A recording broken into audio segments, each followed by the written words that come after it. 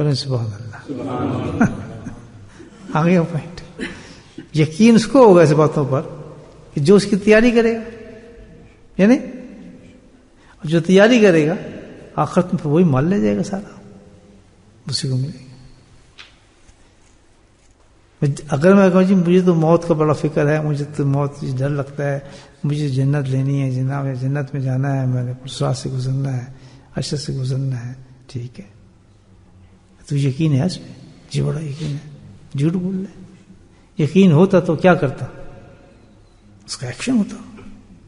تو سب سے پہلے تو ہم اپنے آپ کو یہ دیکھ لیں کہ ہمارے میں یقین ہے کس درجے کا یقین ہے. بڑا سیدھا فارمولا ہے. ذرا اپنے آپ کو جج کر لیں ہم کہ ہمیں موت پہ کتنا یقین ہے، ہر آفٹر لائف پہ ہمیں کتنا یقین ہے. وہ کیا چیز بتائے گی کتنا یقین ہے؟ ہمارا ایکشن بتائے گا، ہماری محنت بتائے گی. کیوں جی صاحب؟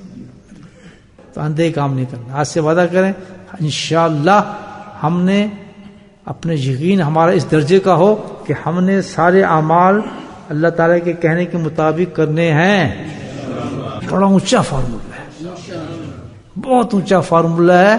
اور یہ فارمولا نکلا کس کی زبان سے؟ اللہ صادق المصدوق امام الانبیاء کی زبان سے نکلا. اگر آج ہم اس بات پہ عمل کر لیں تو ہمارا ہر عمل الحمدللہ وہ ہو جائے گا تو جنت کا اعلیٰ ترین انعام دلائے گا. بولیں ایک دو سبحان اللہ.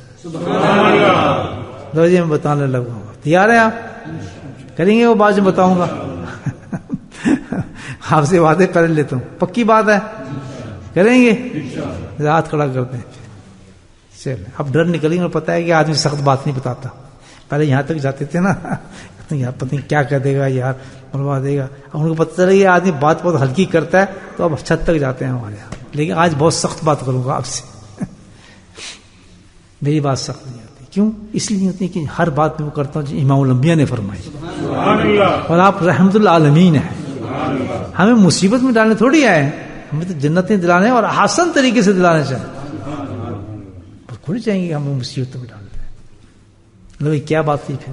بات یہ ہوگی کہ عمل ہمارا اعمال ایسے ہوں، ہمارے سارے اعمال سب حج زکات نماز قرآن اتنے بڑے ہوں کہ الحمدللہ بس گریٹ دی گریٹ.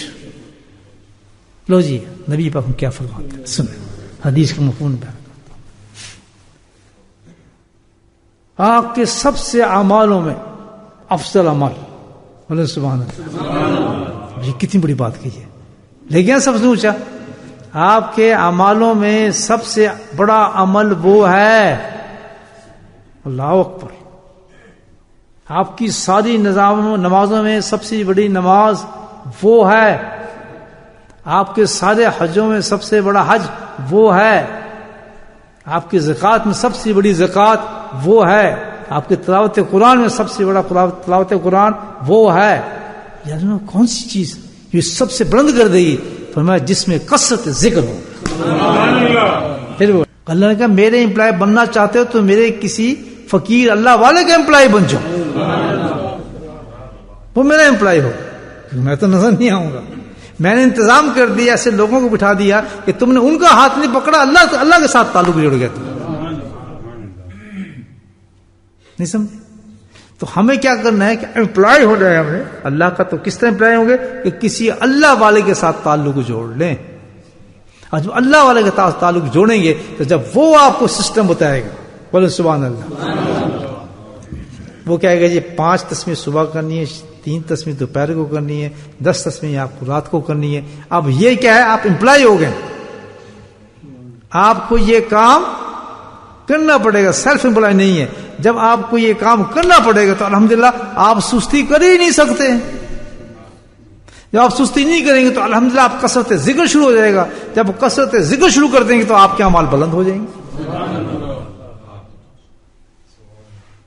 اس لیے کہتے ہیں کہ اللہ علیہ کے پاس ٹھیک ہے کر لیں آپ ذکر. کسی نے کہا آپ جتنے چاہے کریں، لیکن اس میں یہ حرکت ہوگی کہ پھر آپ کیا ہو سکتا ہے کہ آپ وہ ذکر اپنی پسند سے کریں گے تو کبھی کر لیا نہیں کر لیا، کبھی چھوڑ دیا نہیں کر دیا.